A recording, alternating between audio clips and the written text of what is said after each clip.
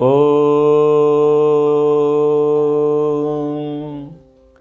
विश्वानि देव सवितर्दुरितानि परासुव यद्भद्रं तन्न आसुव यद्भद्रं तन्न आसुव। महाभारत अध्ययन में आप सभी का स्वागत है। हमारा नेता कैसा हो, ये श्रृंखला हमारी चल रही है। सर्वप्रथम हमने विचार किया कि हमारा नेता सनातन धर्मी हो। फिर हमने विचार किया कि हमारा नेता शाश्वत धर्म को मानने वाला हो, हमारा नेता वर्णाश्रम धर्म को जानने वाला हो, मानने वाला हो, उनका पालन करने वाला हो।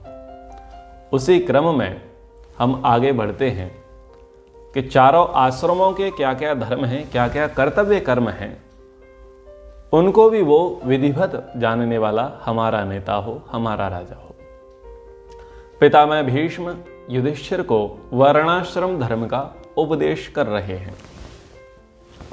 वर्णाश्रम धर्म के अंतर्गत वो कहते हैं, वानप्रस्थम भैक्षचर्यम गार्हस्थ्यम च महाश्रमम ब्रह्मचर्याश्रमम प्राहश्चतुर्थम ब्राह्मणैर्व्रतम।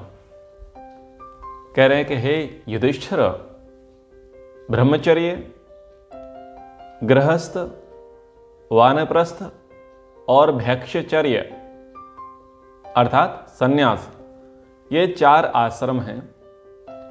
जो चौथा आश्रम है जिसको संन्यास कहते हैं, इस संन्यास का अवलंबन ब्राह्मणों ने ही किया है। यहां पर ये कहना चाहते हैं कि जो ब्राह्मण होता है वो सन्यासी होता है। इसका अर्थ ये नहीं है कि जो जन्मना ब्राह्मण है वही सन्यासी होंगे। महर्षि मनु जी ने शरीर को ब्राह्मण कैसे किया जावे, इस संबंध में वहां नीति युक्त वचन कहे हैं कि हम इस शरीर को ब्राह्मण कैसे बना सकते हैं। तो जो हमारी चार आश्रम की व्यवस्था है, ब्रह्मचर्य, गृहस्थ, वानप्रस्थ और सन्यास। वानप्रस्थ आश्रम हमारी मुनि वृत्ति का है कि हम उसमें मुनि वृत्ति से रहें, सांसारिक विषयों से सर्वथा दूर रहें। और वहां पर जो सन्यास लिया जाता है वो सन्यास लेना ही ब्राह्मण धर्म है। यानी वैश्य भी सन्यास लेवे, क्षत्रिय भी सन्यास लेवे और ब्राह्मण भी सन्यास लेवे। सन्यासी को ब्राह्मण ही कहा जाता है। समझ में आया? तो जब तक आप ब्राह्मण नहीं बनेंगे, जब तक आप सन्यासी नहीं होंगे, तब तक आपकी मुक्ति नहीं होगी। यह सीधा सीधा सिद्धांत है। अब इस विषय को लेकर के लोग बहुत खींचातानी करते हैं और पूछते हैं कि क्या फलाने फलाने राजा की मुक्ति हुई, जिनको आराध्य मानते हैं, भगवान मानते हैं, भारतवर्ष में जिनको पूजा जाता है, वो फलाने राजा हुए, नाम नहीं लूंगा, क्या उनकी मुक्ति हुई? तो यदि हम नीति शास्त्रों को पढ़ेंगे तो हमें प्रश्न करने की आवश्यकता ही नहीं पड़ेगी। नीति शास्त्र बता रहे हैं कि शरीर को ब्राह्मण बनाना पड़ेगा, सन्यास लेना पड़ेगा। सन्यास के बाद मुक्ति है, सन्यास से पहले मुक्ति नहीं है। लोग क्या मानते हैं कि घर में रह करके मुक्ति हो जाए, सांसारिक सुख भोग को भोगते हुए मुक्ति हो जाए। इतनी बड़ी प्राचीन परंपरा, विरासत है हमारी। क्या कोई उदाहरण ऐसा है कि जो गृहस्थ मुक्त हो गया हो? आपको उस नाव को तो छोड़ना ही पड़ेगा। उस नाव को जब तक आप नहीं छोड़ेंगे तब तक मुक्ति का मार्ग प्रशस्त नहीं होगा। भले ही आप बड़े योगी सिद्ध हो जावें, बड़े अच्छे साधु आपकी उपमा दे दी जावे, बड़ी बड़ी उपमाएं आपको मिल जाएं, लेकिन मुक्ति का अधिकारी तो तन और मन को सन्यासी बनाना पड़ेगा। तो पितामह भीष्म जो महाराज युधिष्ठिर को वर्णाश्रम धर्म के संबंध में उपदेश देते हैं, तो सबसे पहले ब्रह्मचारियों के संबंध में पितामह भीष्म क्या कहते हैं? सुश्रूषाम सततम कुर्वन् गुरो संप्रणम एत च षट कर्मसु निवृत्तश्च न प्रवृत्तश्च सर्वशः। कह रहे हैं कि जो ब्रह्मचारी है उसका धर्म है कि वो निरंतर गुरु की सेवा में संलग्न रहे। उसका पहला धर्म है गुरु के अनुकूल चलना, गुरु की सेवा शुश्रूषा करना। और संलग्न कैसा रहे? विनयशील होकर के। संस्कृत साहित्यों में जब गुरु शिष्यों के व्यवहारों को देखते हैं तो एक शिष्य का वर्णन आता है जिनको गुरु ने कहा कि वो जो खेत का पानी है, जो नहर का पानी है, वो खेत में प्रॉपर नहीं जा रहा है, तो आप जाइए और खेती के लिए समुचित जल की व्यवस्था करिए। ब्रह्मचारी जाता है, मेड़ बांधता है, लेकिन पानी के प्रवाह के कारण मेड़ बार बार छूट जाती है। तो क्या करता है? वो ब्रह्मचारी स्वयं ही वहां पर लेट जाता है, लेकिन जो समय सीमा होती है उस समय सीमा से पहले वो लौटता नहीं है। गुरुजी अन्य विद्यार्थियों को भेजते हैं कि भाई जो ब्रह्मचारी गया था खेत पर वो लौटा नहीं, उसकी सुध लेकर के आओ, उसका पता करके आइए। तो वहां जाकर के देखते हैं कि वो लेटा हुआ है। गुरु ने आज्ञा दी थी कि जल समुचित रूप से खेत में जाए, वैसा प्रबंध करो, लेकिन उसे कोई और उपाय सूझा नहीं। अन्य युक्तियां लगाई, वो सफल नहीं हुई, तो वो स्वयं ही लेट गया। तो वो जल में पड़ा रहा दिन भर, माटी में सना रहा दिन भर। उससे गुरु बड़े प्रसन्न हुए। ऐसे कई उदाहरण हम पुराकाल के देखते हैं कि जहां पर ब्रह्मचारी निष्ठापूर्वक गुरु की बातों को मानते हैं। एक ब्रह्मचारी आते हैं और कहते हैं कि हमें विद्या दीजिए। तो गुरु जी ने कहा कि विद्या दे देंगे, ये गाय है, इसमें से 400 गाय करके लाओ। तो कई वर्षों तक वो गौ सेवा करते हैं और जब 400 गाय हो जाती हैं तब गुरु जी उनको विद्याध्ययन कराते हैं। ऐसे उपनिषदों बहुत तपस्वी जीवन ब्रह्मचारियों को बताया गया है। वो इसलिए बताया गया कि वहां उग्र तपश्चरण की स्थिति है, तो हम उस इतिहास से प्रेरणा लेकर के वर्तमान में कुछ तो श्रद्धापूर्वक तपस्या करें, कुछ तो करें। तो ब्रह्मचारियों को उपदेश दिया कि वो विनयशील रह करके गुरु की सेवा में संलग्न रहे। और क्या कहा कि षट कर्मशु निवृत्तश्च न प्रवृत्तश्च सर्वशः। जो 6 कर्म हैं, ब्राह्मण के 6 कर्म हैं, हवन करना, हवन कराना, यजनम याजनम, अध्यापनम अध्ययनम, अध्ययन करना, अध्यापन कराना, दान लेना और देना, ये 6 कर्म ब्राह्मण के होते हैं। तो कहा कि इन 6 कर्मों से वो दूर रहे।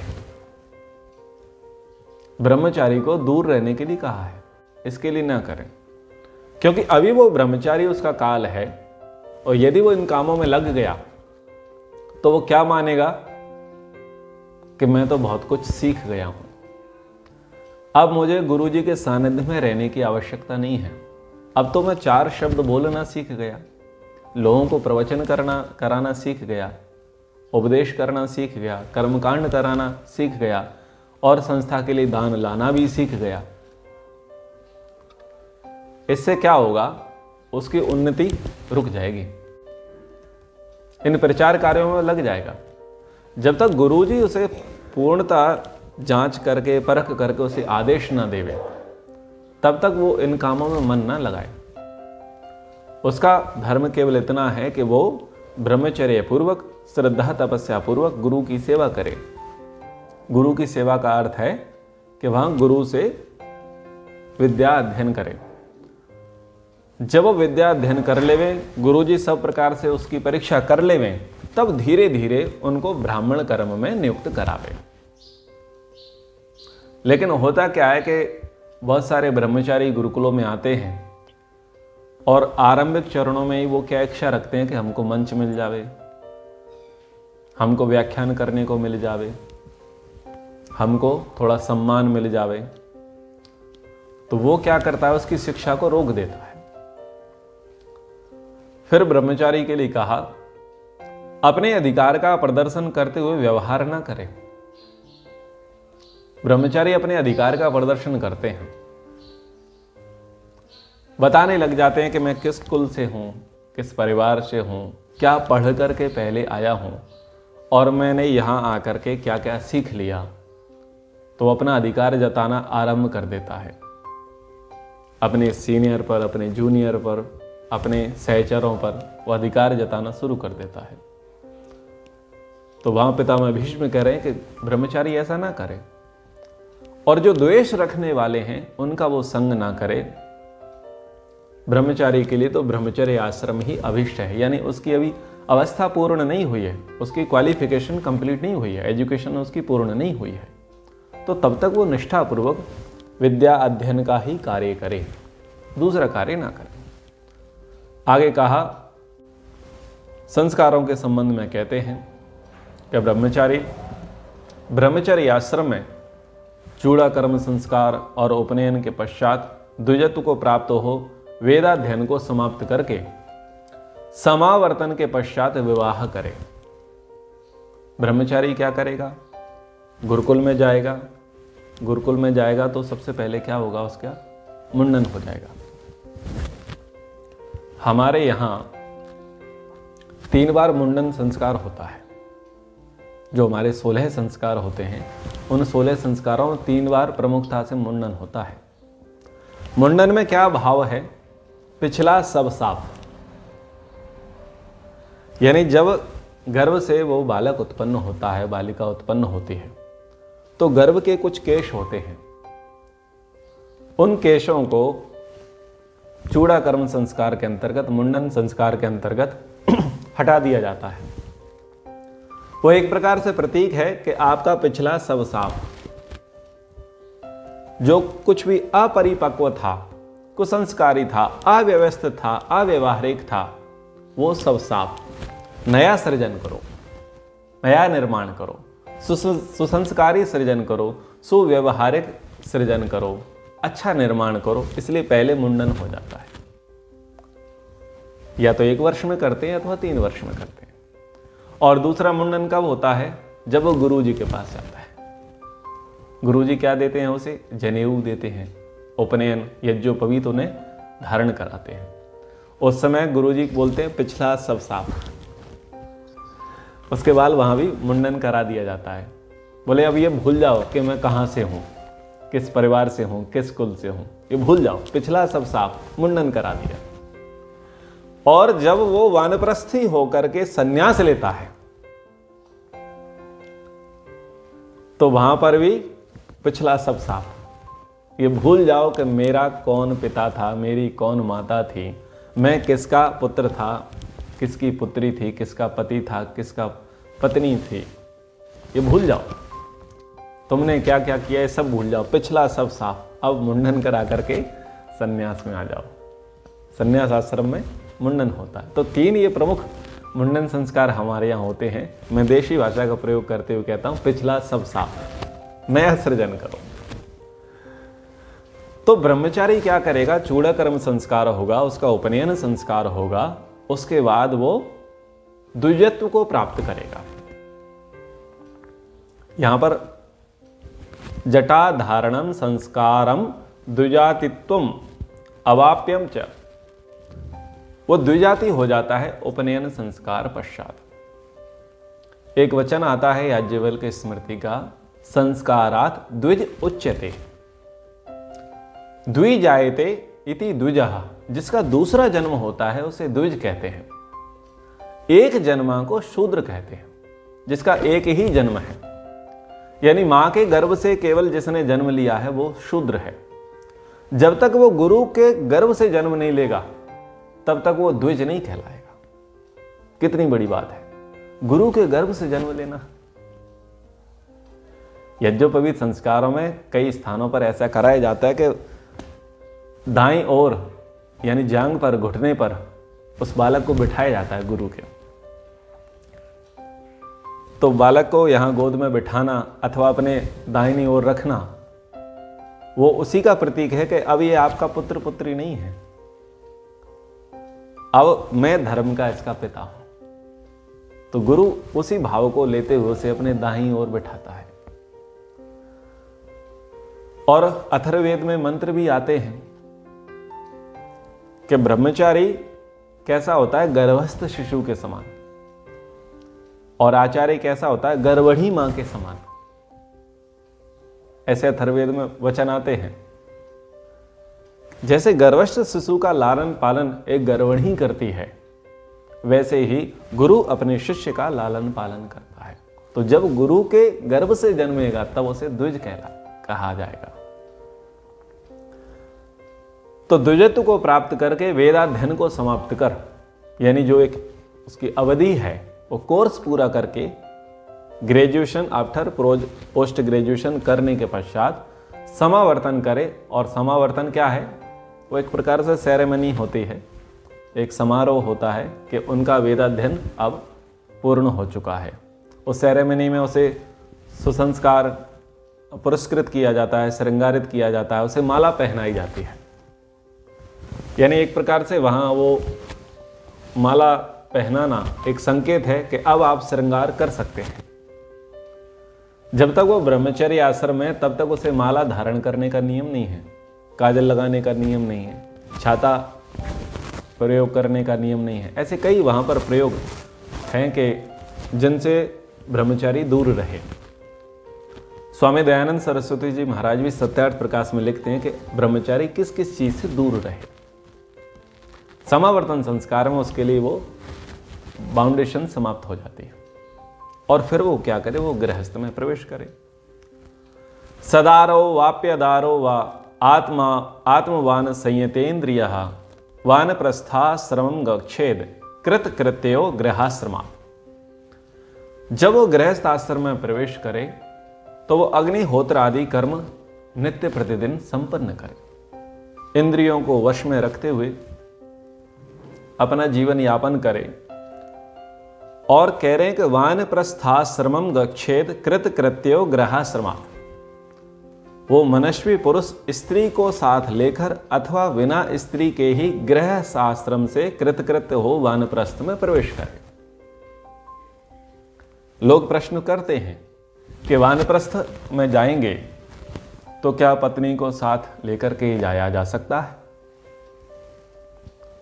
तो यदि पत्नी की ऐसी योग्यता है तो वो पत्नी को साथ लेकर के वानप्रस्थ चल आश्रम में प्रवेश करे। यदि पत्नी की उतनी योग्यता नहीं है, उसका ममत्व, उसका राग, उसका स्नेह संतानों के प्रति अधिक है, तो उसे वहीं छोड़े और आगे वानप्रस्थ के लिए वो प्रस्थान करे। यदि पत्नी साथ में जाती है तो उसकी दिनचर्या किस प्रकार की हो, तो वहां पर मनुस्मृति में वानप्रस्थी के कैसे दिनचर्या हो उस संबंध में वहां पर्याप्त विवेचना की हुई है। संक्षेपता कहते हैं कि वो केवल सहयोग लेवे। यदि पत्नी वानप्रस्थ आश्रम में साथ है तो केवल उससे सहयोग लेवे, सेवा आदि सहयोग लेवे और सेवा आदि सहयोग देवे। एक शैया पर शयन का निषेध है। अन्य प्रकार के जो गृहस्थ उपभोग थे वैसे उपभोग का वहां पर निषेध है। एक हेल्पर के रूप में, एक सहयोगी के रूप में आप उनसे व्यवहार करें। तो गृहस्थ के लिए क्या क्या मर्यादाएं बताई? गृहस्थ को चाहिए कि वह अपनी ही स्त्री के प्रति अनुराग रखता हुआ संतुष्ट रहे और उसे संतुष्ट रखे। ऋतु काल में ही पत्नी के साथ गमन करे, शास्त्रों की आज्ञा का पालन करे, शठता और कुटिलता से वो दूर रहे, परिमित भोजन करे, ब्रह्म एवं देव यज्ञ का अनुष्ठान करे, उपकार करने वालों के प्रति कृतज्ञता व्यक्त करे, सत्य बोले, सबके प्रति मृदु भाव रखे, किसी भी प्रकार से क्रूरता ना करे और क्षमाशील बना रहे। जो गृहस्थ है वो ऐसा ऐसा करे। आश्रम, आइए और श्रम कीजिए। निठल्ले मत बैठिए। आप ये नहीं कह सकते कि ये सरल है और ये कठिन है। ये बात अलग है कि दूर के ढोल सुहावने होते हैं, व्यक्ति को दूसरे की थाली में घी अधिक ही दिखता है। जो ब्रह्मचारी होता है उसको देख करके गृहस्थी क्या कहते हैं, इसके तो मजे हैं। और ब्रह्मचारी से पूछो वो क्या कहेगा, वो कहता है गृहस्थियों के मजे हैं। जब गृहस्थी और वानप्रस्थी का तुलना करेंगे तो वानप्रस्थी कहता है गृहस्थी के मजे हैं, और गृहस्थी से पूछो तो वो कहता है वानप्रस्थी के मजे हैं। और ये सब कहते हैं कि सन्यासी के मजे हैं। दूसरे की थाली में सबको घी दिखता है, सबको ऐसा लगता है कि दूसरा बड़े मजे में है, बड़े आनंद में है, बड़े शौक कर रहा है। दुखी जीवन तो केवल और केवल हमारा है। लेकिन जब आश्रम व्यवस्था को देखते हैं तो कोई किसी से कम नहीं है,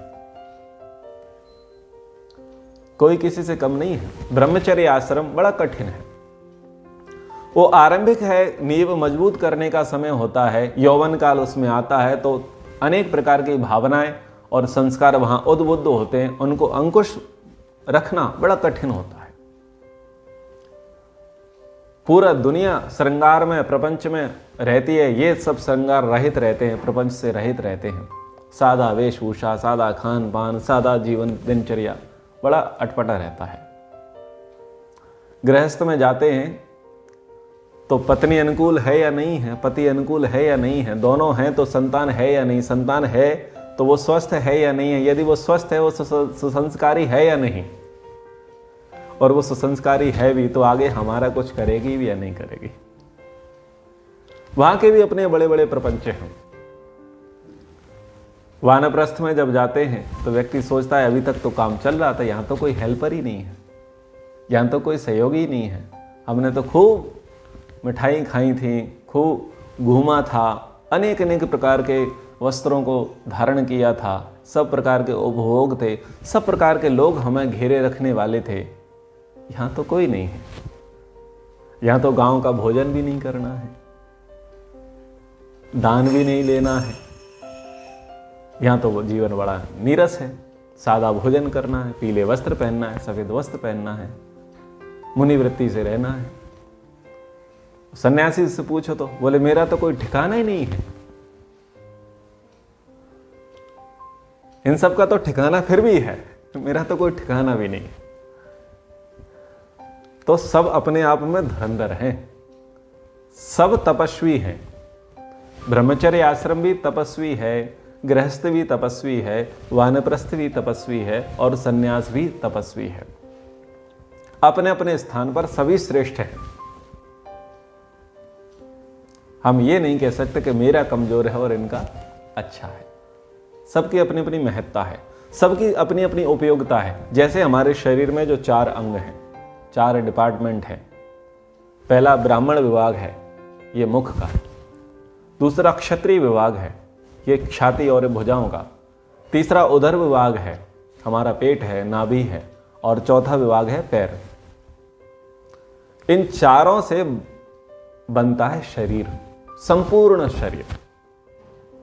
ऐसे ही ये चारों आश्रमों से बनता है संपूर्ण व्यक्तित्व, संपूर्ण मनुष्य। मनुष्य की कृतकृत्यता इन्हीं चारों आश्रमों से होती है। तो इस प्रकार से ब्रह्मचर्य गृहस्थी कार्य करे। और जो गृहस्थ होकर के अब वानप्रस्थ में जा रहे हैं वो क्या करें? तत्र आरण्यक शास्त्राणि समधीत्य साधर्मवित ऊर्ध्वरेतः प्रव्रजित्वा गच्छति अक्षर सात्मताम। वहां धर्मज्ञ मनुष्य आरण्यक शास्त्रों का अध्ययन करते हुए वानप्रस्थ धर्म का पालन करे। वानप्रस्थ लेना है तो आरण्यक शास्त्रों को पढ़ना पड़ेगा। आरण्यक शास्त्र, आरण्य, अरण्य यानी जंगल, वन। और वन के जो शास्त्र हैं, वन के शास्त्र क्या है? ये बड़ी विचित्र स्थिति है। तो जो वन के प्रसंग हैं, उपनिषद वन का प्रसंग है। छांदोग्य उपनिषद और बृहदारण्यक उपनिषद आप पढ़ करके देखिए तो वन के ही प्रसंग हैं। यानी जितने गुरु शिष्य हैं वो सब वन में रह रहे हैं और फिर वहां लंबे लंबे व्याख्यान हैं सब प्रकार के। एक प्रकार से उसको हम प्रयोगशाला कह सकते हैं। ये जो जंगल है, ये जंगल क्या है? प्रयोगशाला है। जैसे कि कोई स्टेशन होता है वो नगर से दूर होता है, रिसर्च सेंटर, ताकि वो शांति से अपना शोध कर सकते हैं, रिसर्च कर सकते हैं, उसको नगर से दूर रखा जाता है। ऐसे ही वानप्रस्थ एक प्रकार से रिसर्च सेंटर होता है। लोग आते हैं वहां पर अपने जीवन के अनुभवों को झोंकते हैं, परिष्कृत करते हैं, परिमार्जित करते हैं, अनुसंधान करते हैं वानप्रस्थ में। तो कह रहे हैं कि वो आरण्यक शास्त्रों को पढ़ते हुए वानप्रस्थ धर्म का पालन करें। ये वानप्रस्थी ही खोजी प्रकृति के लोग होते हैं। अनुसंधानात्मक कार्य करने वाले वानप्रस्थी ही होते हैं, क्योंकि वो 2 आश्रमों से रिटायर्ड हो चुके हैं। वो ब्रह्मचर्य आश्रम को भी समझ चुके हैं, वो गृहस्थ को भी समझ चुके हैं, तो वो जानते हैं कि हमारा क्या काम है। तो बहुत सारे लोग ब्रह्मचर्य और गृहस्थ के लिए उपयोगी चीजों को निकाल करके लेके आते हैं, नई नई खोज करते हैं, नई नई अन्वेषण करते हैं, नए नए अनुसंधान करते हैं, नई नीति नियम बनाते हैं। जंगल में बैठ करके नगर की सोचते हैं कि नगरीय लोगों का, ग्राम्य लोगों का जीवन कितना उन्नत हो जाए, उसके लिए वो अपने एक्सपीरियंस का लाभ देते हैं वानप्रस्थ में। ऐसा नहीं है कि माला लेकर के बैठ गए, माला लेकर के नहीं बैठना होता है। बड़ा अनुसंधानात्मक कार्य वानप्रस्थियों का होता है। तदनंतर ब्रह्मचर्य पालन पूर्वक उस आश्रम से निकल जाए तथा विधि पूर्वक संन्यास ग्रहण कर ले। इस प्रकार संन्यास अविनाशी जो ईश्वर है, उसका जो पद है, उसको वो प्राप्त कर लेता है। जिसने ब्रह्मचर्य का पालन किया है, उस ब्रह्मचारी ब्राह्मण के मन में यदि मोक्ष की अभिलाषा उत्पन्न हो जाए तो उसे ब्रह्मचर्य से ही संन्यास में प्रविष्ट होने का उत्तम अधिकार प्राप्त हो जाता है। ब्राह्मण वृत्ति 2 की होती है, एक सन्यासी, एक ब्रह्मचारी की। आरंभिक ब्राह्मण ब्रह्मचारी होता है, आरंभिक ब्राह्मण ब्रह्मचारी होता है। और यदि वो पूर्ण रूप से ब्रह्म में ही विचरण करना चाहता है, वो सन्यास वाया गृहस्थ नहीं जाना चाहता, वो अपने जीवन में कोई बाईपास नहीं चाहता, यानी वो गृहस्थ की ओर नहीं जाना चाहता, तो वो सीधा वहां से सन्यास के लिए भी वो प्रवेश कर सकता है। तो आश्रम व्यवस्था में ये 2 माध्यम दिए हैं। एक है क्रम सन्यासी। क्रम सन्यासी यानी पहले आप ब्रह्मचर्य का धारण करें, फिर गृहस्थ में जावें, फिर वानप्रस्थ लेवें, फिर जाकर के आप सन्यास को प्राप्त करें। यह है क्रम सन्यासी। और एक है डायरेक्ट, ब्रह्मचर्य से सीधा सन्यास की ओर जाना। तो आपने अन्य गुरुजनों से ये बात सुनी होगी, मनुस्मृति में भी ये हमने पढ़ाया था, लेकिन ये देखो महाभारत से भी ये प्रमाण मिल रहे हैं कि पितामह भीष्म युधिष्ठिर को उपदेश कर रहे हैं कि यदि जिसकी ब्रह्म प्राप्ति में बड़ी अभिलाषा है तो वो सीधा ब्रह्मचर्य आश्रम से ही संन्यास आश्रम में प्रवेश पा लेवे। एक प्रसंग अभी आया था, एक हमारी छात्रा हैं, उन्होंने कहा कि ऋषि तो गृहस्थ हुआ करते थे। मैंने कहा ऋषि गृहस्थ नहीं होते, वो ऋषि गृहस्थ थे, गृहस्थ ऋषि नहीं था। यानी वो पहले वानप्रस्थी थे, गृहस्थी थे, बाद में वो ऋषि को प्राप्त हुए। आज हम जानते हैं कि ये ऋषि है, इनकी ये पत्नी है, इनका ये गांव है, ये इनका पुत्र है। आज वो ऋषित्व को प्राप्त हुए हैं, यानी वो सन्यासी को ऋषि आज हम कह रहे हैं, लेकिन उस सन्यासी की वर्तमान में पत्नी नहीं है, उस सन्यासी का वर्तमान में पुत्र नहीं है, उस सन्यासी का वर्तमान में नगर नहीं है। समझ पा रहे हैं क्या कह रहा हूं? जैसे विश्वामित्र जी के विषय में आप सुनते हैं, याज्ञवल्क्य ऋषि के विषय में आप सुनते हैं, अन्य अन्य ऋषियों के विषय में आपने सुनते हैं जिनके परिवार हैं। और कई स्थानों पर आप ऐसा संबोधन सुनते हैं, ऋषि पुत्र। तो ऋषि का क्या पुत्र? समझिए ना, ऋषि का क्या पुत्र?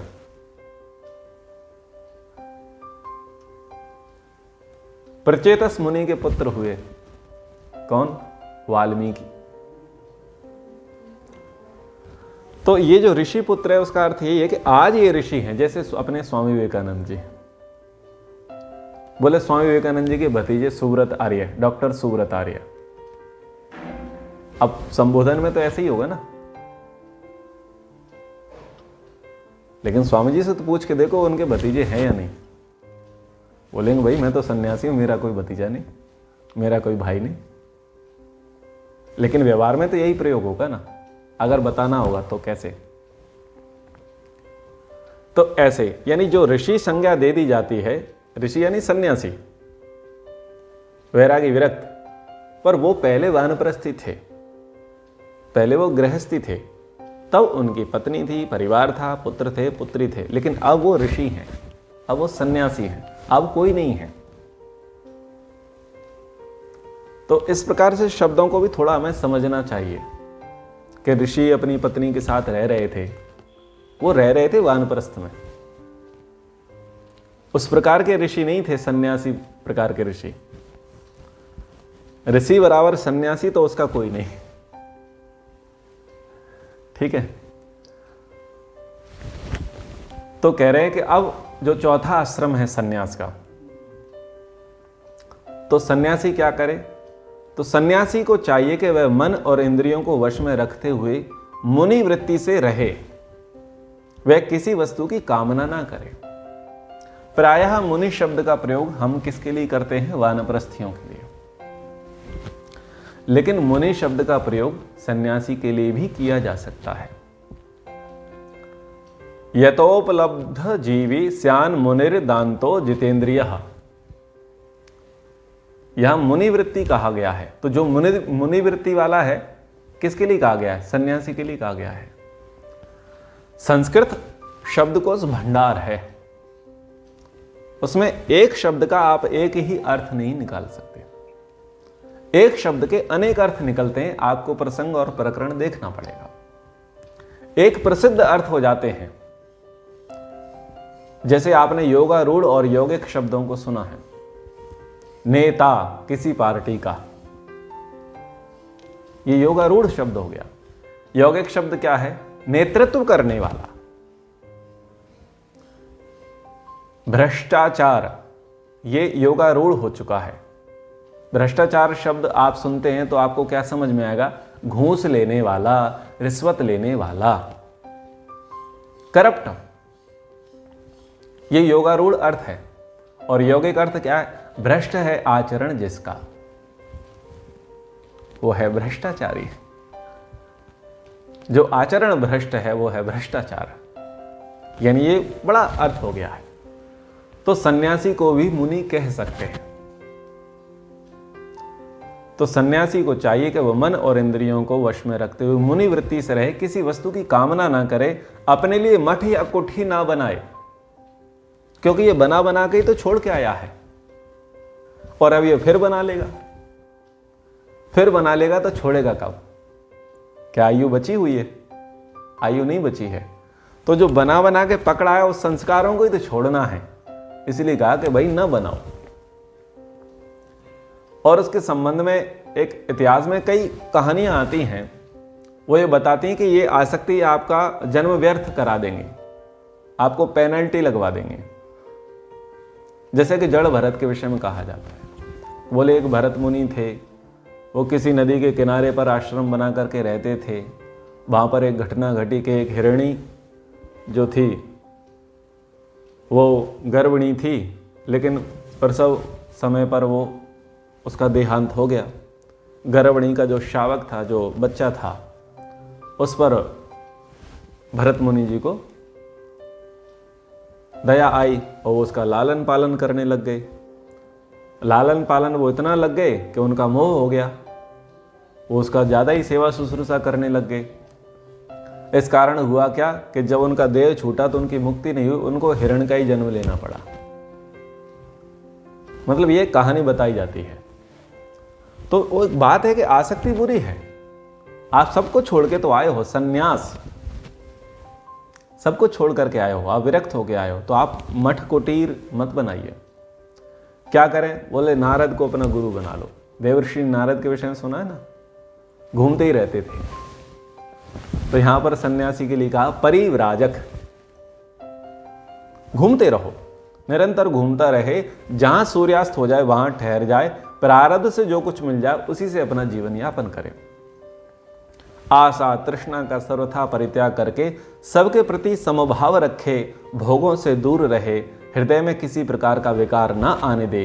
इन्हीं सब धर्मों के कारण इस आश्रम को मोक्षाश्रम कहते हैं। मोक्ष छूटना, संन्यास आश्रम को कहते हैं मोक्षाश्रम। तो यदि आप सन्यासी हैं तो आपके बुद्धि में क्या होना चाहिए? मोक्ष। और मोक्ष यदि आपकी बुद्धि में है तो आपको कुछ पकड़ना नहीं है। आप अपने पैरों को कहीं गाढ़े मत रखो, जैसे माखी गुड़ में गड़ जाती है ना, ऐसे गाढ़े मत रखो। चलायमान रहो, चरे वैती, यानी मठ मंदिर मत बनाओ, कुटीर मत बनाओ, कहीं पर ठहरो मत, किसी प्रकार की आसक्ति मत रखो। तीनों ऐष्णाओं से आप मुक्त रहो, लोकेष्णा, वित्तेष्णा, पुत्रेष्णा, इनसे आप सर्वथा मुक्त रहो।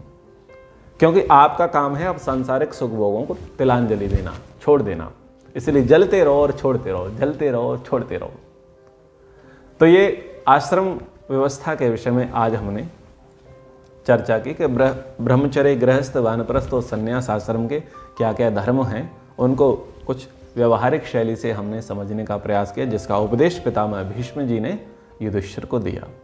अब आगे की कक्षा में हम विचार करेंगे कि राजा की आवश्यकता क्यों है,